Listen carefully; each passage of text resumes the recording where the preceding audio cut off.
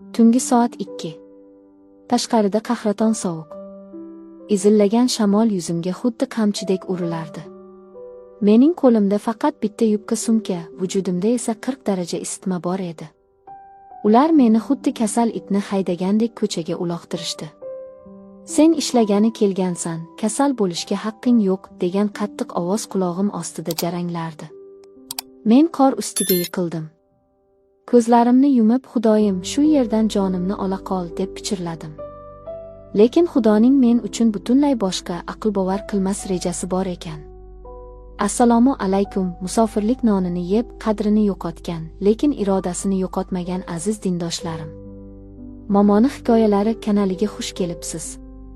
Bugun men sizlarga shunchaki g'urbat haqida emas, balki qullikdan, xo'rlikdan qanday qilib o'z qadrini va kutilmagan chin muhabbatni topgan ayolning qon va ko'z yoshi aralashgan qissasini aytib beraman. Agar siz ham musofirchilikda qiynalgan bo'lsangiz, o'z yaqinlaringizni sog'inib yig'lagan bo'lsangiz, bu hikoya to'g'ri sizning yuragingizga qadaladi. O'z tariximni so'zlashim uchun like bosib, kanalga obuna bo'lishingizni so'rayman. Bu menga juda katta dalda bo'ladi. Meni Gulnoza deyishadi. Otam erta vafot etdi, onam kasalvand edi. Oila boqish, ukalarimni o'qitish mening bo'ynimda qoldi. O'zbekistonda topgan pulim dori-darmondan ortmasdi. Oxiri chiday olmay, tanishlar orqali Qozog'istonga, Olmaotaga ishga ketishga qaror qildim. Men 25 yoshli, hayotni faqat o'z hovlimiz devorlari ichida ko'rgan qiz edim. Olmaotaga yetib kelgan kunim, sovuq havo menga begonalik va qandaydir vahima olib keldi. Meni kutib olgan vositachi ayol bitta badavlat oilaga xizmatkor qilib joyladi. Uy 3 qavatli shohona koshona edi. Uy bekasi Aygul ismli ayol avvaliga menga yaxshi gapirdi. Faqat tozalaysan va bolalarga qaraysan, dedi. Lekin do'zax oradan 3 kun o'tib boshlandi. Birinchi burilish. Meni shunchaki qul qilib olishdi. Ertalab soat 5 da turib hovlini supurardim, keyin nonushta, 3 qavat uyni yuvish, ker ovqat. Kechasi soat 12 largacha tinim bilmasdim. Aygulning fe'li juda yomon edi. Sal chang ko'rib qolsa yoki ovqatning tuzi baland bo'lsa, yuzimga laganni otib yuborardi. Sen o'zbeksan, qanday ishlashni qayerdan ham bilarding, deb tahqirlardi.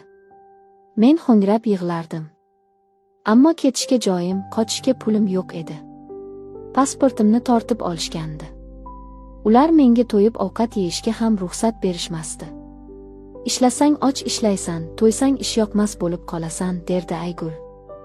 Tunda o'z xonamga, sovuq yer to'laga kirganda, onamni, ukalarimni eslab, yostiqni tishlab tonggacha yig'lardim. Mening ayolligim, g'ururim bu uyda toptalib bo'lgandi. Ikkinchi va eng dahshatli burilish qishning o'rtasida yuz berdi.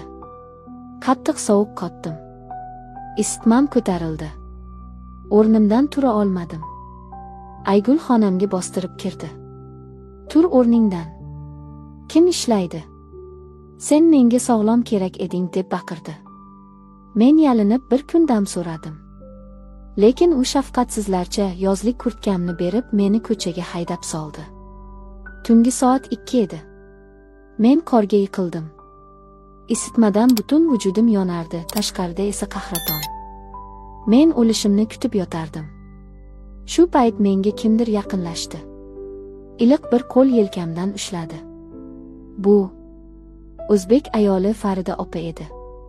U shu ko'chada ko'cha supuruvchi bo'lib ishlar ekan.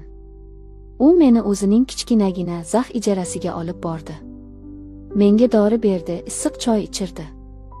O'sha tunda men tushundimki, Xudoyim meni unutmagan ekan. Farida opa menga farishta bo'lib kelgandi. Sog'aygach Farida opa bilan ko'cha supurishga chiqdim.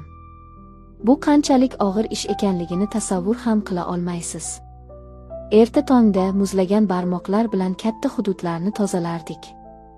Lekin men yig'lamasdim. Bu yerda erkinlik bor edi. Bu yerda kamsitish yo'q edi. Farida opa bilan ikkita qotgan nonni bo'lishib yesakda, o'rtamizda insoniylik bor edi. Uchinchi kutilmagan burilish restoran oldida sodir bo'ldi. Bir kuni ertalab katta va hashamatli restoran oldidagi qorni tozalayotgandim. Restoran xodasi juda qattiq qo'l ko'ringan ayol eshikdan chiqdi. U mening ishlashimni uzoq kuzatdi. "Sen qiz, isming nima?" deb so'radi u rus tilida. "Gulnoza", dedim men boshimni egib. "Menga oshxonada idish yuvich kerak. Boshqa bu yerda muzlab yurma. Ko'rasanmi?" Mening qalbimda chiroq yondi. Men rozi bo'ldim. Restoran oshxonasidagi ish ham oson emasdi, lekin men issiq joyda edim va har kuni ovqat bor edi. Men faqat idish yuvmadim. Men oshpazlarning qanday ishlashini jimgina kuzatardim. Bir kuni bosh oshpaz sabzi to'g'rashga ulgurolmayotganda, men pichoqni oldimda shunday tez va chiroyli to'g'rab berdimki, u qotib qoldi. 2 oydan keyin menga salatlar bo'limini topshirishdi. Men o'z ustimda ishladim. Rus va qozoq tillarini o'rgandim. Men endi o'sha yig'loqi, xo'rlangan xizmatkor emasdim.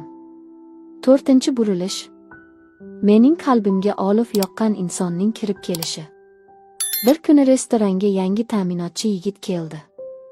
U o'zbek ekan. Ismi Sardor. U uzun bo'yli, o'tkir ko'zli, lekin juda muloyim tabassumli yigit edi. U birinchi marta oshxonaga kirganda ko'zlari to'g'ri menga qadaldi. "Assalomu alaykum, vatandosh", dedi u sof o'zbek tilida. Mening tomog'imga allanarsa tiqildi. Uzoq o'lkada o'z tilingda shunday iliq salom eshitish qanchalik baxt ekanini faqat musofirlar biladi. Sardor har kuni keladigan bo'ldi. U faqat ish uchun emas, men uchun kelayotganini sezardim. U har safar menga qandaydir shirinlik yoki kichkina gul olib kelardi. Lekin mening ichimda o'tmishdagi tahqirlar, xafagarchiliklar qalin muz devor bo'lib turgandi. "Gulnoza, nega ko'zlaringiz bunchalik g'amgin?" deb so'radi u bir kuni ishdan keyin meni kuzatib qo'yayotib. Men unga qaramadim. "Sardor, men charchagan ayolman. Meni tinch qo'ying. Mening muhabbatga ham, erkatoylikka ham kuchim yo'q. Men faqat oilamni boqishim kerak." U mening yo'limni to'sdi. U qattiq sovuqda mening muzlagan qo'llarimni o'zining issiq kaftlariga oldi. "Siz juda ko'p azob chekkansiz, men buni ko'ryapman. Lekin siz kuchlisiz. Men sizning g'amingizni oshirish uchun emas, yelkanizdagi yukni bo'lishish uchun keldim." Uning ko'zlaridagi shu qadar chuqur samimiyat va erkakona ishonch meni titratib yubordi. Yillar davomida o'zimni himoya qilib kelgan zirhim bitta shu teginish bilan parchalandi. Men uning ko'ksiga suyanib, ko'chadagi qor ostida unsiz yig'ladim. U meni quchoqlab jim turdi. O'sha kuni men angladimki, Xudo meni shuncha qiyinchiliklardan o'tkazib, aynan shu insonga uchrashim uchun Olmaotaga olib kelgan ekan. 5 va oxirgi burilish. Bugun o'sha voqealarga 2 yil bo'ldi. Men hali ham Qozog'istondaman.